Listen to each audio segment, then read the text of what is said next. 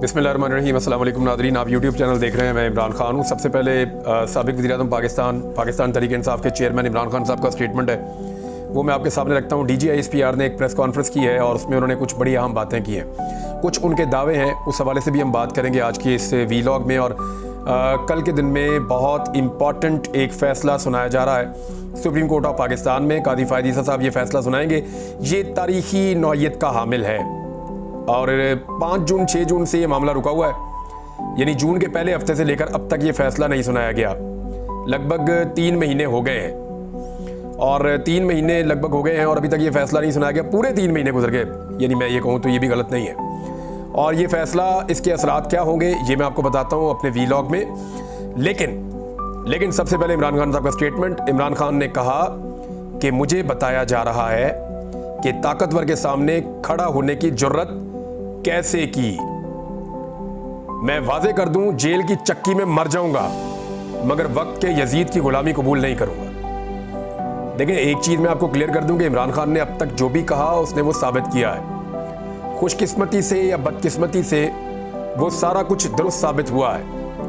इमरान खान ने कहा था ये सारे इकट्ठे हो जाएंगे मेरे खिलाफ, हमने ये होते हुए देखा। इमरान खान ने कहा कि मुझे जान से मारने की कोशिश करेंगे, हमने ये होते हुए 2 मरतबा देखा। इमरान खान ने कहा ये मुझे जेल में डालना चाहते हैं, जेल में डाल देंगे, हमने ये होते हुए देखा। इमरान खान ने कहा कि सारी पार्टियां इकट्ठी होकर मेरे खिलाफ लड़ेगी, मैं फिर भी जीत जाऊंगा, हमने ये भी होते हुए देखा। इमरान खान ने कहा कि चोरों की हुकूमत बनाई जाएगी, हमने वो भी होते हुए देखा। तो जो कुछ भी इमरान खान ने कहा वो सारा कुछ हमने बार बार होते हुए देखा है। अब इस मरतबा इमरान खान ने बहुत बड़ी बात की है। आप इसे गैर संजीदा नहीं ले सकते, इस बात को आप हवा में नहीं फेंक सकते। वजह यह है कि जो कुछ भी इमरान खान ने कहा वो सच साबित हुआ। आज अगर पाकिस्तान के पास कोई एक उम्मीद बाकी है तो वो नवाज शरीफ नहीं है। नवाज शरीफ सिर्फ सेंट्रल पंजाब की एक छोटी सी पॉलिटिकल पार्टी के लीडर रह गए हैं जिनके पास पाकिस्तान में किसी किस्म की स्टैंडिंग नहीं है। वो अपना इलेक्शन भी हार चुके हैं, पूरा खानदान हार गया है। जरदारी साहब इंटीरियर सिंध की एक पार्टी है, पीपल्स पार्टी जो है। कोई एक पॉलिटिकल पार्टी है सिर्फ पाकिस्तान तहरीक इंसाफ जो चारों सूबों के अंदर यकसा मकबूल है। और यही पाकिस्तान की सालमियत और पाकिस्तान के बेहतर हालात या हालात में बेहतरी की एक जामिन है। तो ऐसी पॉलिटिकल पार्टी, ऐसी लीडरशिप, इसको गंवाना कोई भी मुल्क जो है वो उसको बर्दाश्त नहीं कर सकता। कोई भी मुल्क इतना बड़ा बोझ नहीं उठा सकता। और इमरान खान साहब ने दावा किया है कि जेल की चक्की में मर जाऊंगा मगर वक्त के यजीद की गुलामी कबूल नहीं करूंगा, यानी डील तो मैं नहीं करूंगा। बार बार इमरान खान साहब कह रहे हैं, बार बार वो कह रहे हैं, लेकिन शायद लोगों को, उनकी अपनी पार्टी के लोगों को समझ नहीं आ रही। कोई संजीदा एफर्ट इमरान खान साहब को जेल से बाहर लाने के लिए अभी तक हमें दिखाई नहीं देती।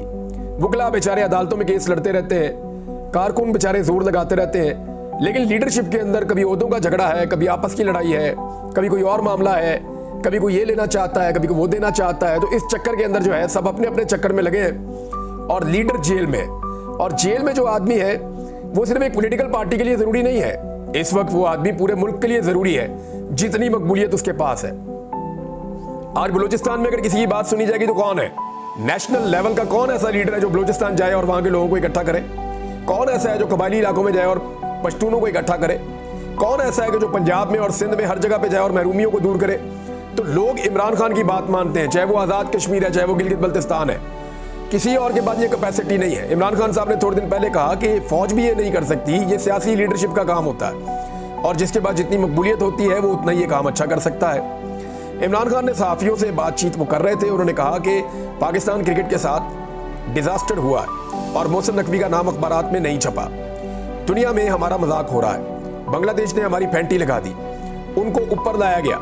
जिन्हें चेयरमैन PCB बनने का शौक है, ऊपर बैठकर फैसला करने वालों के अरबों डॉलर बैरून मुल्क पड़े हुए हैं। मुल्क इनकलाब की तरफ जा रहा है। इन्हें 8 फरवरी के खामोश इनकलाब से जाग जाना चाहिए था। फैसला साजों के पास कोई अकल नहीं, इससे अहमकाना फैसले नहीं देखे।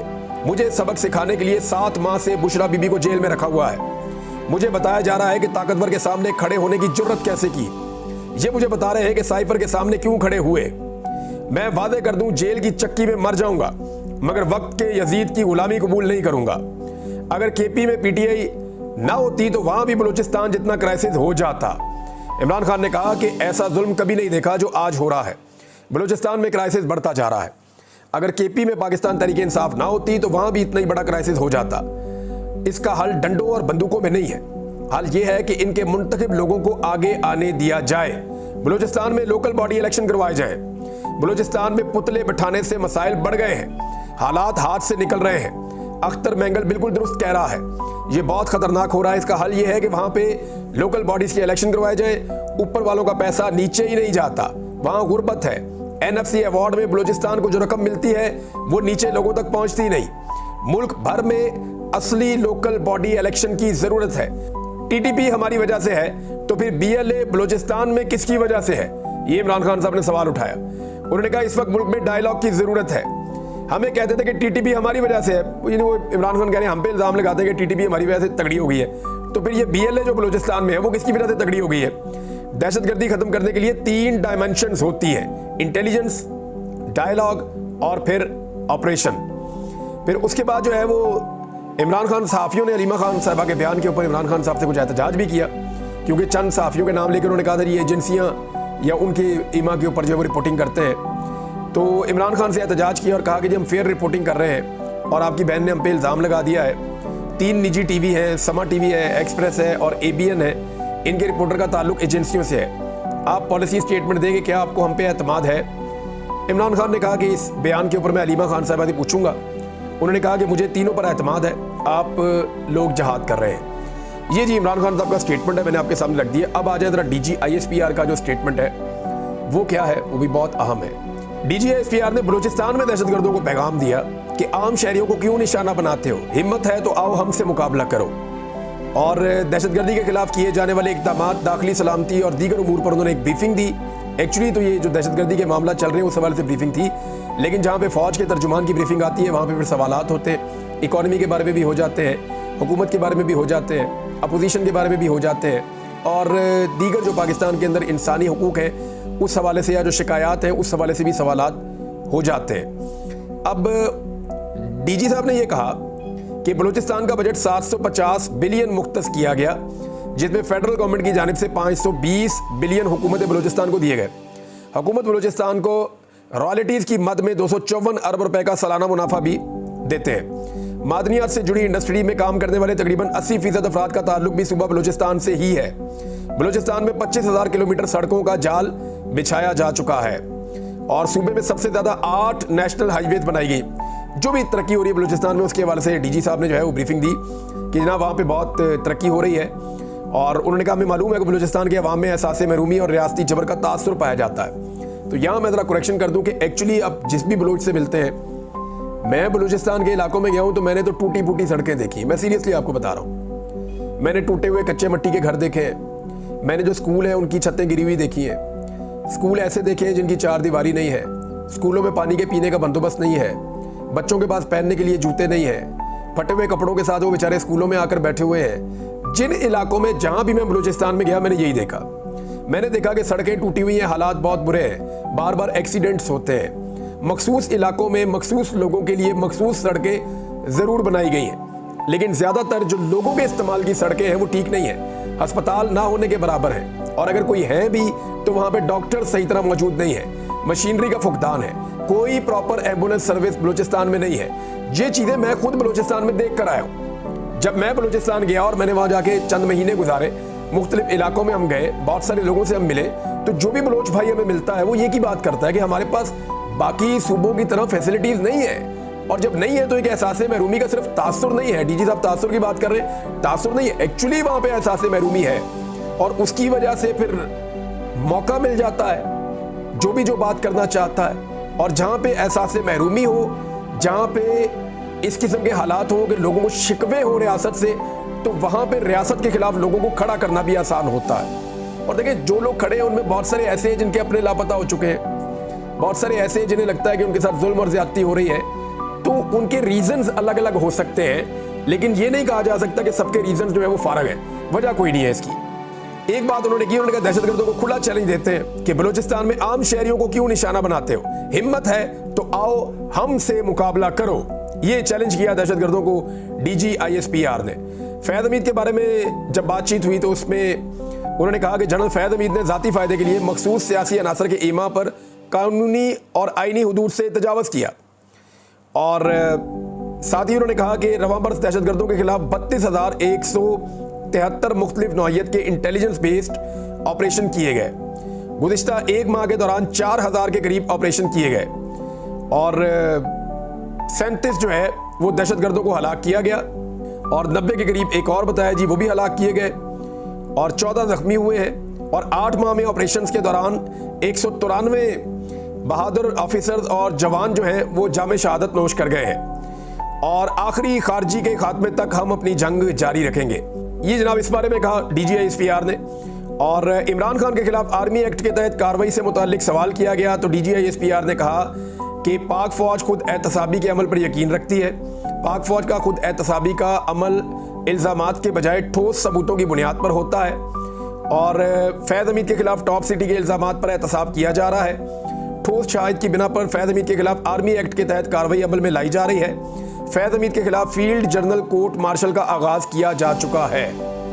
इमरान खान को मिलिट्री कोर्ट में ले जाएंगे या मिलिट्री कस्टडी में होंगे, तो इस हवाले से सवाल के जवाब में उन्होंने कहा कि फौजी कानून के मुताबिक कोई भी शख्स किसी फर्द को या अफराद को जो आर्मी एक्ट के ताबे हो उनके अपने ज़ाती या सियासी मकासद के लिए इस्तेमाल करे और इसके सबूत और शवाहिद मौजूद हों तो कानून अपना रास्ता खुद बनाएगा।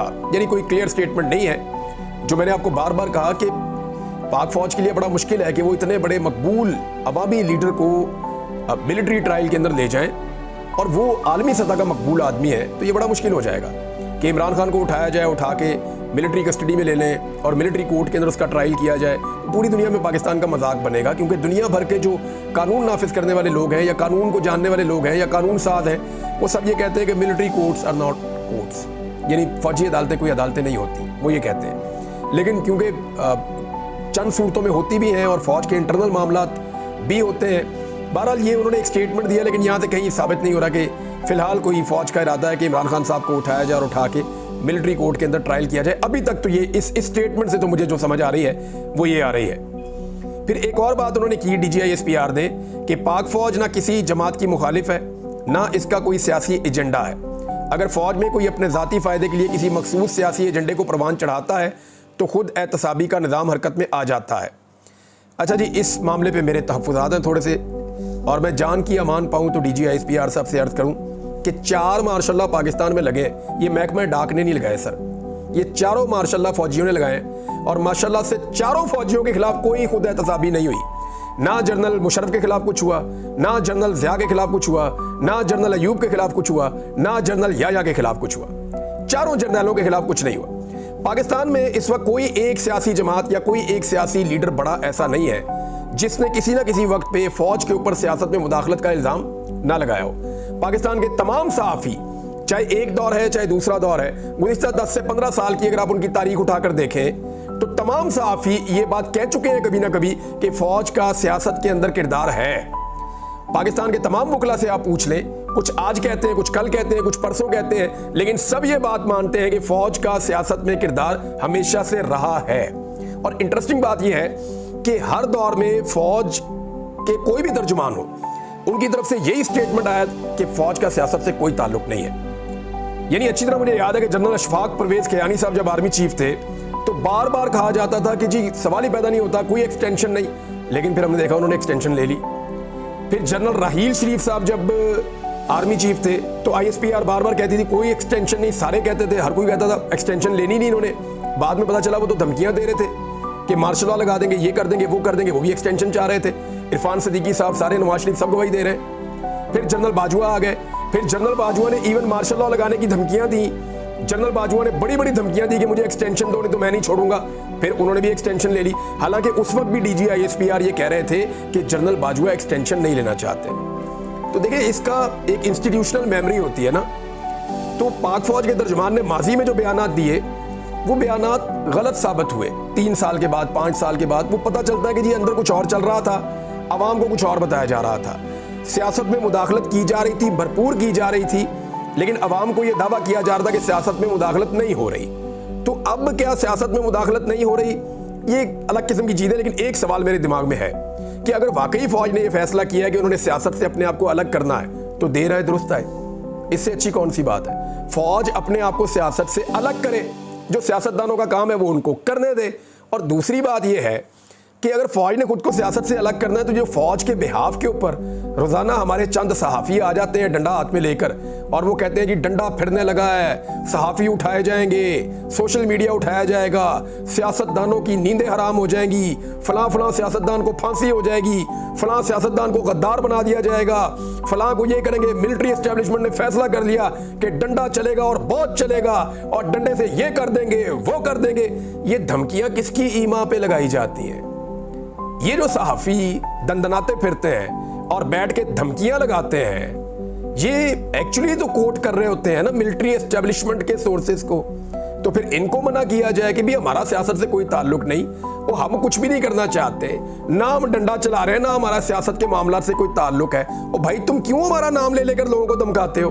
वैसे उससे धमकियों से फर्क तो कोई नहीं पड़ता, कोई भी नहीं पड़ता। लोगों की सोच धमकियों से थोड़ी बदलती है, लोग तो हकायक जानते हैं और फैक्ट्स के साथ उनकी सोच बदलती है। बहरहाल जनरल साहब ने अच्छी बात की कि फौज किसी सियासी जमात की मुखालफत भी नहीं करेगी और हमायत भी नहीं करेगी, तो ये बड़ी अच्छी बात है। लेकिन हमने जो ट्रैक रिकॉर्ड है, अगर इंस्टीट्यूशनल हिस्ट्री हम देखें तो हमेशा फौज ने सियासत में मुदाखलत भी की है और हमेशा फौज ने अपनी पसंदीदा सियासी जमातों को सपोर्ट किया है और जो सियासी जमातें पसंद नहीं है उनके खिलाफ कार्रवाइयां भी करवाई हैं। ये रिकॉर्ड का हिस्सा है, कोई ढकी छुपी बात नहीं है। और रिटायर होने के बाद सारे जर्नैल खुद बताते हैं, अपनी किताबों के अंदर फौजी लिखते हैं और ये चीज़ें ज़बान सदे आम है, केसेस भी अदालतों में चलते रहे हैं। जो कुछ पाकिस्तान के सियासतदानों के साथ हुआ वो सब जानते हैं। अच्छा, एक और चीज़ है, उन्होंने कहा कि किसी जलसे की जगह, मनसूख और तारीख, ये ज़िले इंतजामिया का मामला है। आर्मी का फोकस अपने प्रोफेशनल कामों पर है, पाकिस्तान में कोई नो गो एरिया नहीं है, ये भी उन्होंने कहा। दहशतगर्दों के गठजोड़ को तोड़ना चाहिए, ये भी कहा। बिला तफरीक खुद एहतसाबी बाकी इदारों को भी तरगीब देती है, ये भी उन्होंने कहा। तो ये वो सारी चीज़ें हैं और फौज अपने दिफाई अखराजात में कमी की है, ये उनका एक दावा, ये भी उन्होंने कहा। तो ये बड़ी अच्छी बात है। अब ये हो गया जनाब DGISPR का स्टेटमेंट, उसके ऊपर छोटा सा मेरा एक हम्बल किस्म का ओपिनियन था और ये ओपिनियन देते हुए मेरे दिमाग में 10 दफ़ा आ रहा था ये बात करूँ या ना करूँ, क्योंकि देखिए ये बात करते हुए बंदे को ये सोचना पड़ता है कि उठा के गायब कर देंगे। ये बात सोचते बंदे को, अब मुझे तो ये भी बताया गया कि इस दफ़ा उठाना नहीं है, कोई इससे अगला हल ढूंढा हुआ है, वो अगला हल भी हो सकता है। तो ठीक है भाई, जो भी है, बंदे ने बात तो करनी है ना, मेरा यही काम है, यही करूँगा मैं खबरें दूंगा, खबरों के ऊपर तबसरा करूंगा। अब एक और चीज़ है, कादी फ़ायद ईसा साहब जो है वो फैसला सुना रहे हैं कल यानी 6 तारीख को। अब 3 महीने के बाद वो फैसला सुनाने जा रहे हैं उस मामले का जो मामला बराह रास्त इमरान खान साहब के साथ जुड़ा हुआ है। इमरान खान साहब ने भी ये मामला एक दिन पहले उठाया। कादी साहब को अब तो फैसला देना पड़ेगा। शॉर्ट ऑर्डर भी नहीं दिया था इसका। हुआ ये था कि नैब के कवानीन बदल दिए थे इंपोर्टेड हुकूमत ने आने के बाद। वो जो कवानीन बदले थे इमरान खान साहब ने चैलेंज कर दिए थे। वो मामले का फैसला अब देना है कादी फ़ायद ईसा साहब ने कल। अगले वीडियो में मैं आपको बताऊंगा इसका इमरान खान साहब को फ़ायदा क्या हो सकता है। देखिए, ये फैसला तो सबको पता है कि 99% हुकूमत वक्त के हक में आना है, कादी फ़ायद ईसा साहब जो दे रहे हैं। लेकिन हुकूमत के हक में जब ये फैसला आ जाता है तो इमरान खान साहब के सारे केस खुद ही खत्म हो जाते हैं, ये भी मैं आपको बताऊं। हालांकि इमरान खान साहब ऐसा नहीं चाहते। अगले वीडियो में डिटेल बताऊंगा। अब तक के लिए इतनी, अपना ख्याल रखिएगा, अपने चैनल का भी। अल्लाह हाफ़िज़।